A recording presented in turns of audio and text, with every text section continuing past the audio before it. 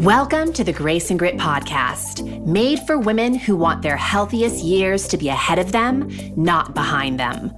Join your host, Courtney Townley, right now as she breaks down the fairy tale health story you have been chasing all of your life into sensible action steps and lasting change.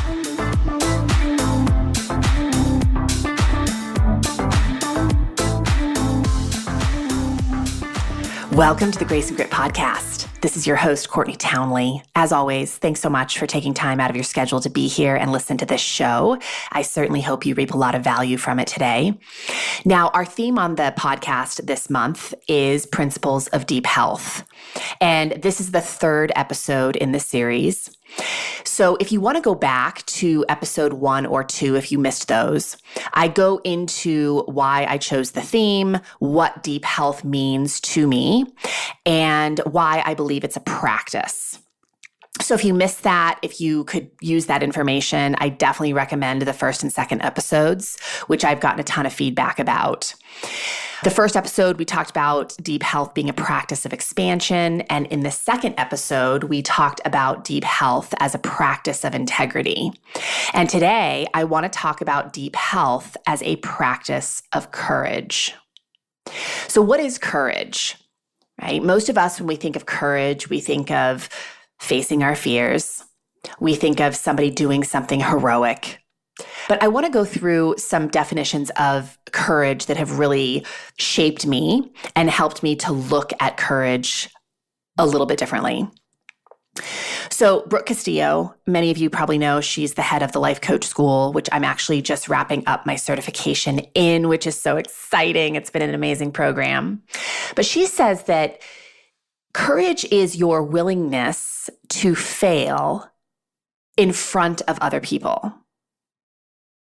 And when I heard that, I was kind of like, whoa, because I always thought of courage as just the willingness to fail.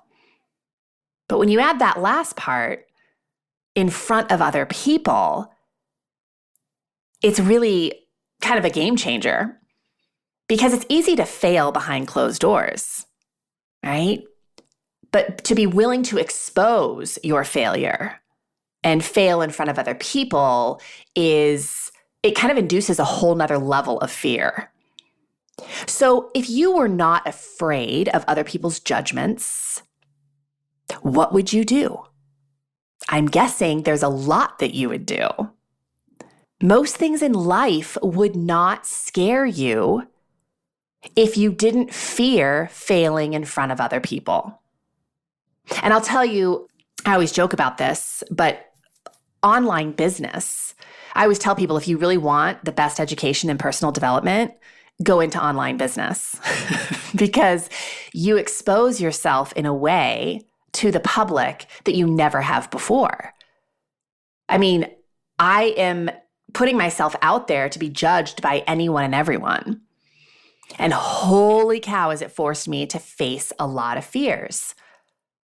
It's required a ton of courage for me to build an online business. Now, for you listening, maybe your courage is walking into a weight room so you can learn how to lift weights and face the fear of not being the most skilled person in the room and being okay with that. Right? You're willing to be there in front of other people who are more skilled than you. Maybe you're someone listening who really wants to change your health story, but you really don't want to buy into another diet or quick fix. And you're really struggling to give yourself permission to start small. And that sounds funny that we would fear starting small. But a lot of people are afraid to be seen starting small because they're afraid of how other people will interpret that. We think it's a testament to our capabilities. We think other people are going to think that, we aren't smart enough, we aren't skilled enough to be able to take on bigger measures. And of course, I've said this before, I'll say it again, starting small has nothing to do with your inability. It has everything to do with your commitment to success. So when you're willing to start small, I would argue you're more committed to success, because that's really how success is created. So how willing are you to fail in front of other people, to be the most unskilled person in the room, to expose your weaknesses and your challenges and the things in your life that you struggle with? This is not something our culture is awesome at doing, right? We like to show the highlight reel. Another definition of courage, this one's by Wikipedia, and I love it. Wikipedia says that courage is the choice and willingness to confront agony, pain, danger, uncertainty, or intimidation. And I just want to highlight that first part, that courage is the choice and willingness. It's a choice and willingness. We choose courage. We choose to get in the arena with some things that scare us in tribute to our higher self, so we can expand as humans and we can live in line with what we say it is we truly want for our lives. And we talked a lot about that last week on the integrity episode. I'll tell you a couple examples of making a choice and being willing to confront discomfort and intimidation and uncertainty. Was about 7 years ago. Many of you have heard this story before. I saw a YouTube video of Ido Portal teaching, and I had been a mover my whole life. So I had certifications up the yin yang. I was, very skilled from, the outside perspective in the arena of training. I knew a lot about movement. But when I watched him train in this video online and speak to movement and what it really was, I was blown away, because I felt like here was a man who was actually giving me permission to let go of all the rigidity and really step into a space of exploring my weaknesses as a mover. And I could have easily watched that video and my ego could have been like, I don't have any weaknesses, or I don't want to confront my weaknesses. But I was super intrigued, to the point that I got on a plane to Singapore and went for 2 weeks to work with him. And I've traveled all over the world to work with him multiple times since then, specifically because he is a teacher who helps me to develop my weak areas. Ido's not interested in what I can do well. He's interested in what I'm really not good at. And I've become a much better mover because of his teaching. But that never would have happened if I didn't make the choice and have a willingness to confront discomfort and intimidation. I would say the same is true of hiring a therapist a few years ago. I had a lot of emotional turmoil. I didn't know how to confront it. And I had to choose and be willing to voice my struggles to another person who had skills they could teach me in order to manage my mental landscape a little bit better. So deep health, that is one of the reasons I believe deep health is such an act of courage, because we have to choose discomfort on purpose. Courage is also not, in my opinion, the absence of fear, right? We've heard this before. Courage is not the absence of fear. It's having fear be present and taking action anyway. And I think that is so true. If you expect to move your life to higher ground and wake up every day without fear in order to achieve that, you're kidding yourself. We fear things just because they're unknown, because in order to move your life to a new place, you have to do new things. And all fear is kind of an unknowing. It's not knowing what's going to happen because you haven't done it before. Again, I just want to emphasize that courage, especially when it comes to deep health, is pursuing things like fear, discomfort, and even failure on purpose. Because we know that the things we really want for our life require moving through those things. I mean, in my book, there's two kinds of fear. There's the fear of losing your life. So fear is a protection mechanism that keeps us safe. But I also believe that most of the fear that we feel in our life is not that kind of fear, right? Like we're going to get hit by a bus, and so we run because we're afraid of getting hit. That is a very rational and important kind of fear to have and honor. But the other kind of fear, the type of fear that most of us get bogged down by and paralyzed by, is what I consider kind of that excitement without breath. We want to do some things to produce new possibility in our life, and we have fear that we're going to fail. But really underneath that is excitement about the new possibility. And that kind of fear is not fear that you need to run from or honor. We just need to learn how to act with that fear being in the passenger seat. We don't have to let it drive. We don't have to give it a big storyline. We don't even have to let it give us directions. We just need to let it be there and recognize that, oh, I'm feeling some fear. This must be really important to me. That's how I look at it, and it helps me immensely. So I said just previously that courage is pursuing failure on purpose. It's pursuing fear and discomfort, but also failure on purpose. And the way that I look at success, and I've long taught this to my clients, is that success is a practice of stacking failures.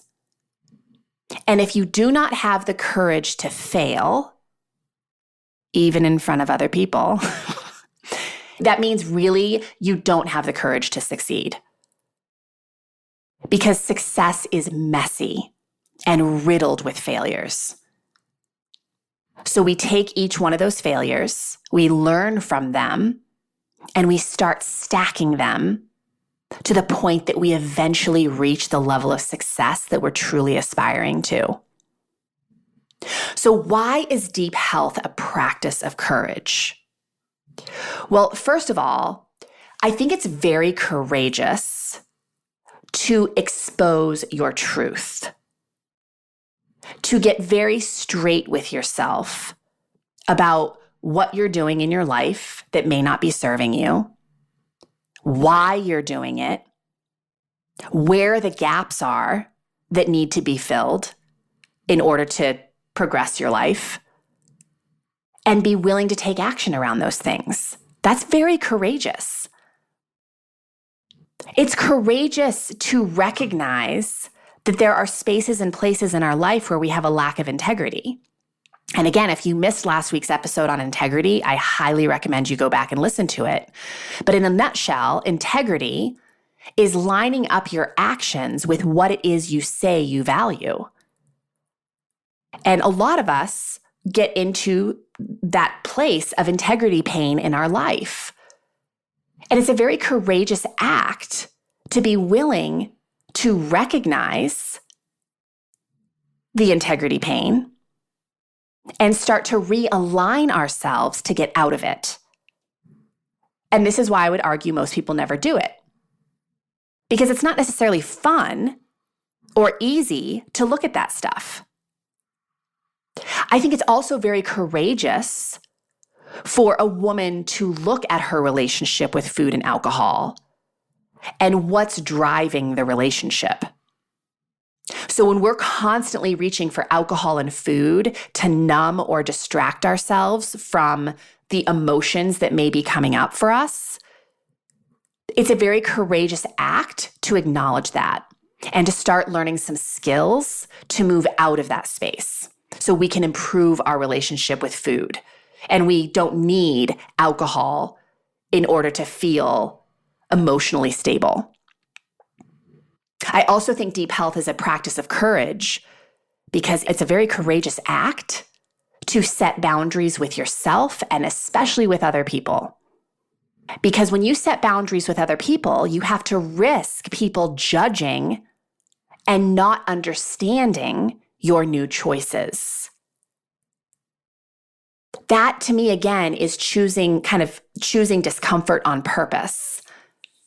When you choose to behave in a different way, you are likely going to ripple the waters in a few relationships.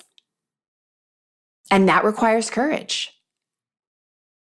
Courage to trust, right? That the relationship is sturdy enough that it will withstand that change. But I think it's also very courageous to stand boldly in what we need to do for ourselves. And if people choose not to support us through it, it's very courageous to let those relationships go. I have seen so many women over the years of coaching that basically disregard their own self-respect. They sacrifice their own self-respect, what they know they need to do for themselves to feel whole and complete and healthy, to make other people happy. And so when they start shifting and recognizing what really needs to be done, it's scary as hell because they have to have some really difficult conversations and they have to start making some decisions that may risk some relationships. But here's my opinion on that. When you are 100% certain that you need to do something to honor your health, and you take action on those things, how other people respond is not your responsibility. That's their work, not yours. Now, they may not do their work, right? And when I say their work, I mean emotional management and thought management. And if they don't have the skills to do that work, that can be really challenging, but that is not your work. Your work is to honor what you need to do.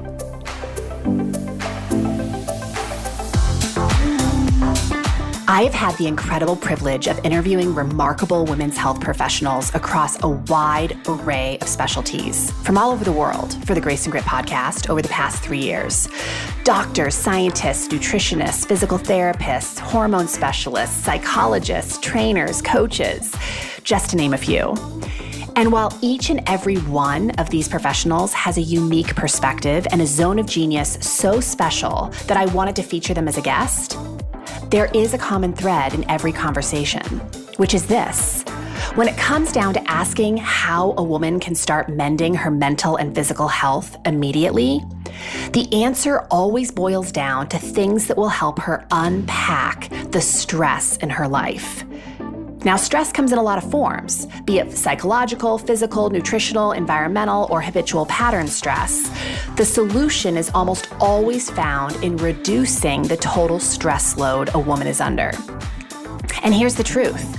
Unpacking stress from your life does not require extreme measures or overhauling your life overnight. In fact, those approaches often just cause more stress. It doesn't have to be so hard. So on September 5th, I'm offering a free online 5-day event to introduce or reintroduce you to the 5 elements that will help you to physically and emotionally thrive. If you'd like to join me, all you have to do is head on over to graceandgrit.com/5 to thrive and register. And we'll send you everything you need to know a day before the event begins. I hope you'll join me. It's going to be awesome.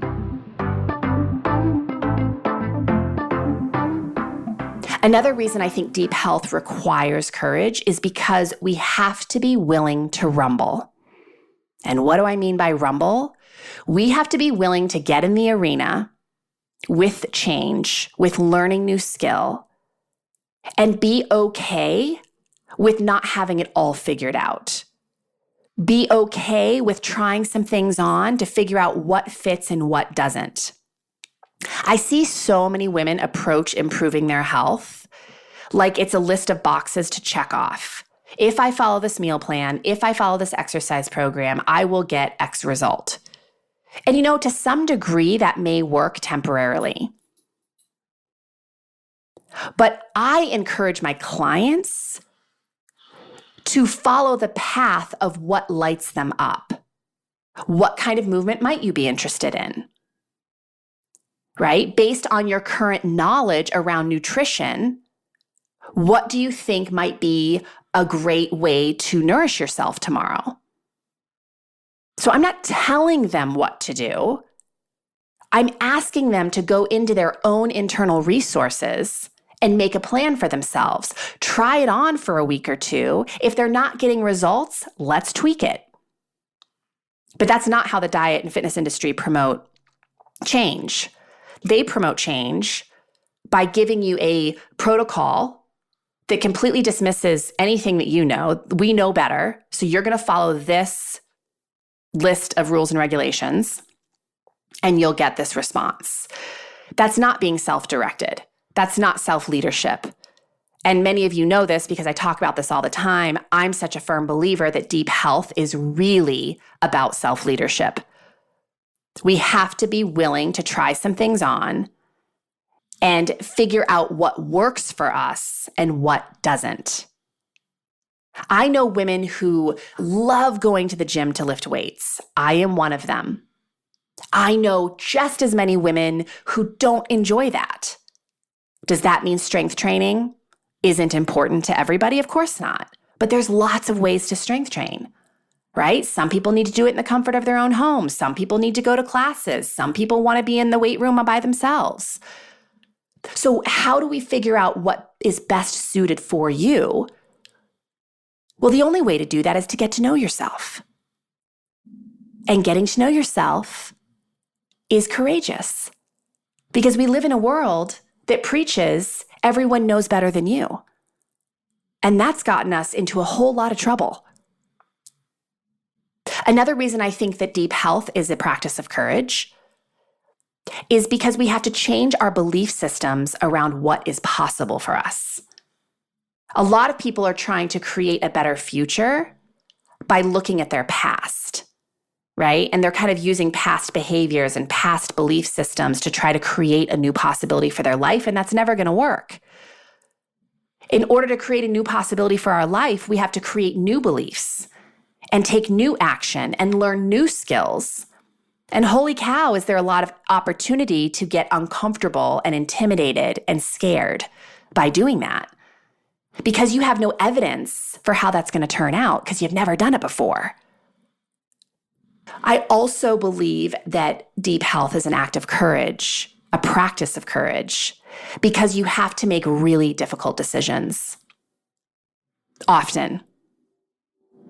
And not everybody has to make super hard decisions, but I see this often in my practice with coaching clients. We can make it all about diet and exercise.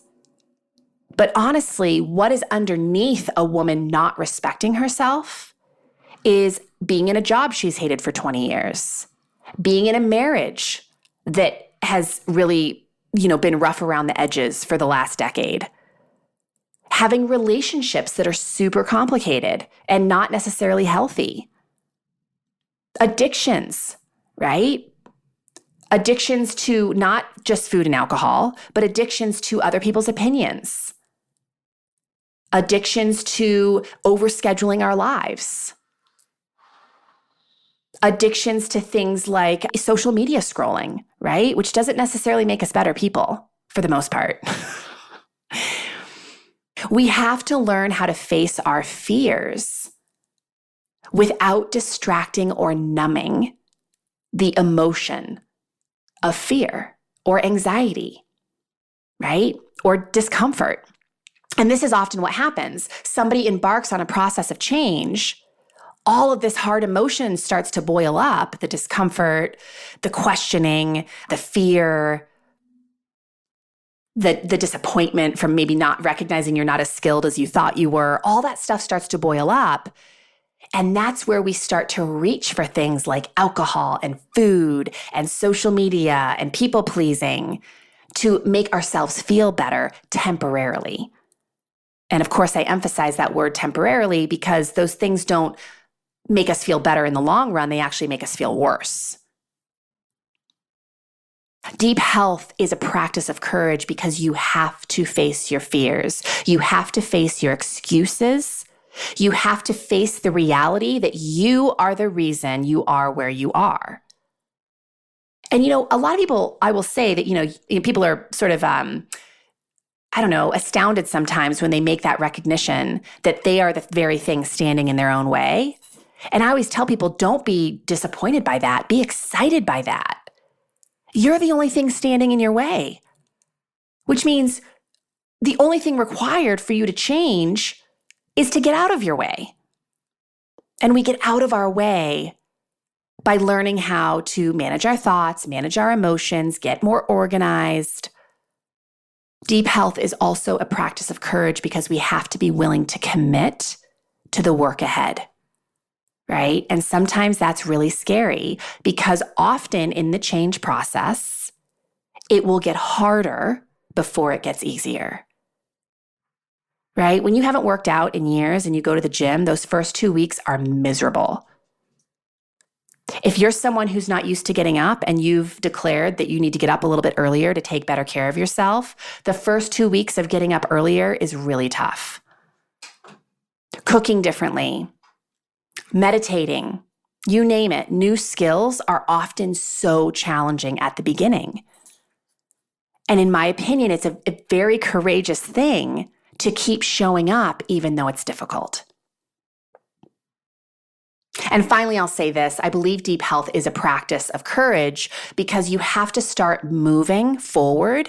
You have to start taking action without having it all figured out. You just need to do the next step, take the next step, do the next thing without knowing the next 500 steps. And people don't like this, right? We want to have it all figured out. We want to know exactly how it's all going to play out before we take any action. And this is why people can get stuck for years in listening to podcasts and reading books and talking to professionals, but never really taking any action. And that is not helpful to your progress.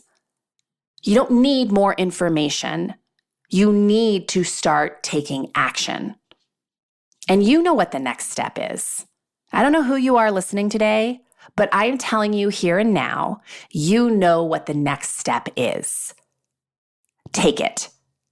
And then ask yourself, now what? And you take that step. And you just start stacking those steps together.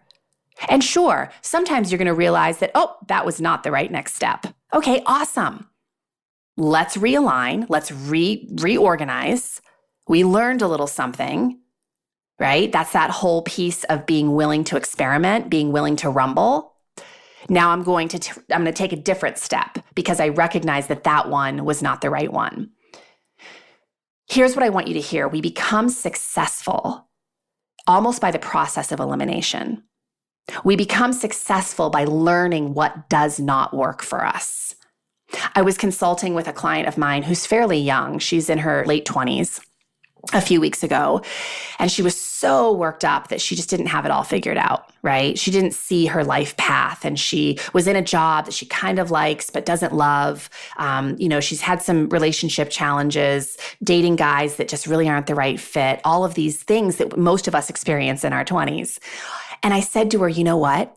I know right now you're interpreting all of this as failure, but this is actually the foundation of your success because you are starting to see and get clear on what doesn't work for you. And that's how we figure out what does work for us. So let's talk for a few minutes about how to build courage, especially in the process of improving your health. These are just a few tips. Obviously, there's 1,000 I could give you, but just a quick list, kind of the short list. Hang out with courageous women, right? Hang out with people who are moving their life to higher ground in some capacity. Be willing to learn new skills. Take the class that's been on your heart for years, right? Learn a new language. Learn how to play the guitar. I don't know what it is for you, but I know there are things on your heart that you have long wanted to do, that you haven't given yourself permission to do because there's a part of you that's just afraid of being a beginner. Don't be afraid of being a beginner. It is such a beautiful space to be in. Give yourself full permission to be a beginner. Maybe that's with being a beginner in the kitchen, being a beginner in the weight room, being a beginner in a yoga class, being a beginner at starting to organize your life. Be willing to learn new skills and go into those new skills with a beginner mindset. Another way to build courage is to weigh the costs of staying the same versus the cost of changing your life. And this is why I've said this. I've talked about this in so many podcasts, but I think this is such an important point because a lot of people will say, I'm lazy, right? I must be lazy because I don't want to get uncomfortable. And I'll say, first of all, you're not lazy. But if you think you're lazy, you're going to produce that result for yourself because we basically are self-fulfilling prophecies. Whatever we tell ourselves in our head, we are going to create in our lives. So stop saying you're lazy. And in terms of the discomfort, I always remind people, you're choosing discomfort every day, whether you intend to or not. You're either choosing the discomfort of staying the same, which for most people is very uncomfortable because there's a change they want to make. They want to get healthier. They want to be better with their finances. They want to improve a relationship. But if they don't take action to do those things, they are basically making the choice of staying the same. And that is very painful for a lot of people. There's a lot of discomfort with not changing. So then we look at the discomfort of actually changing, doing the work, taking the action.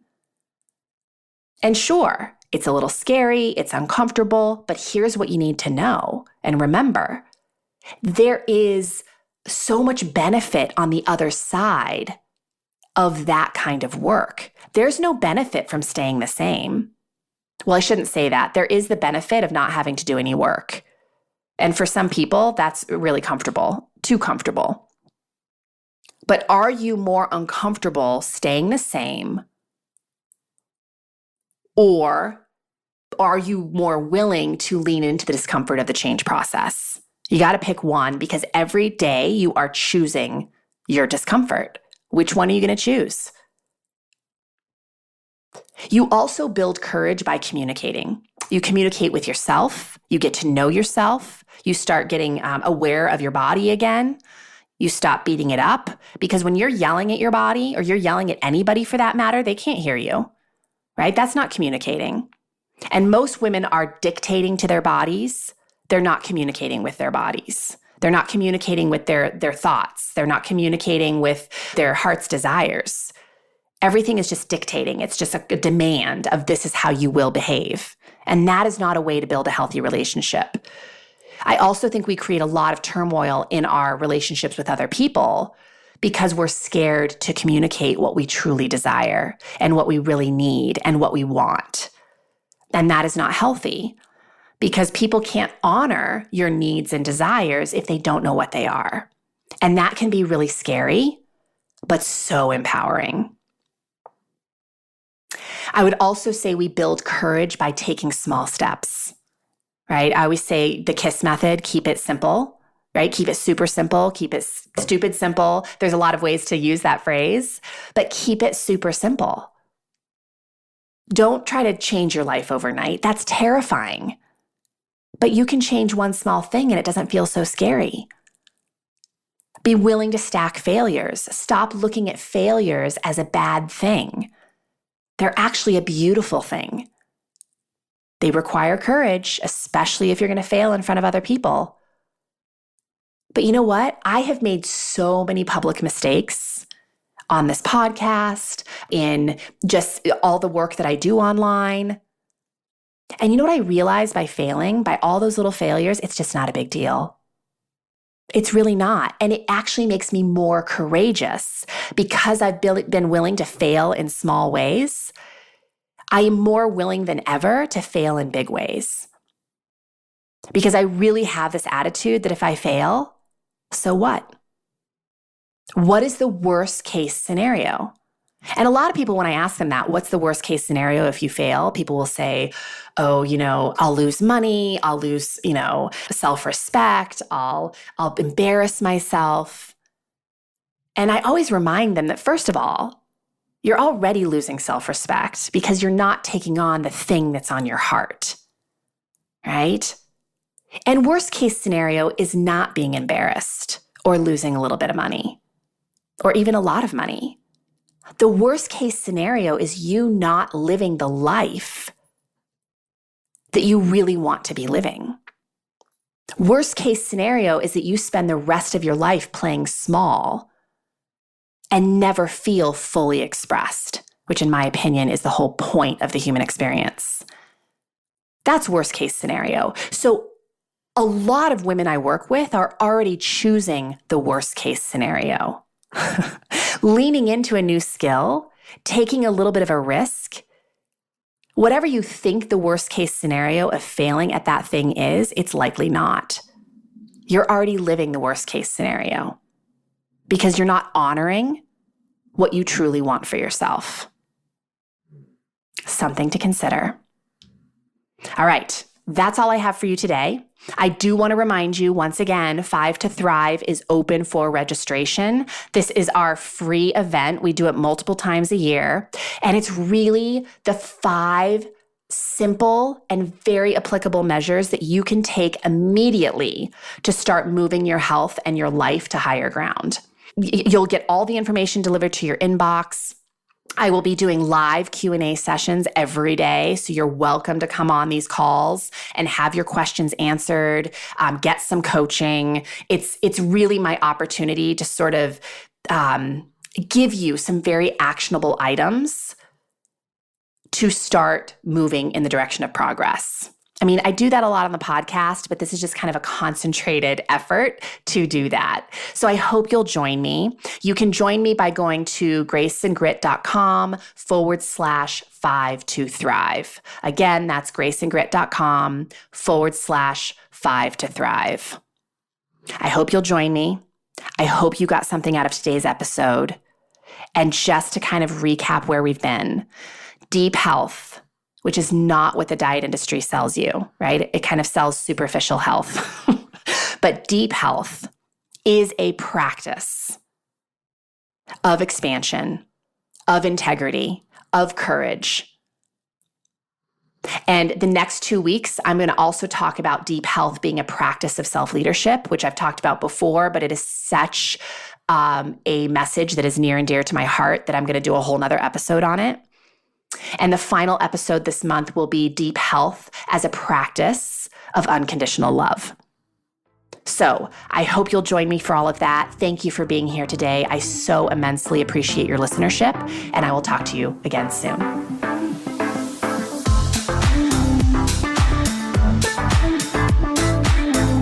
Thank you for listening to the Grace and Grit podcast. It is time to mend the fabric of the female health story. And it starts with you taking radical responsibility for your own self-care. You are worth the effort. And with a little grace and grit, anything is possible.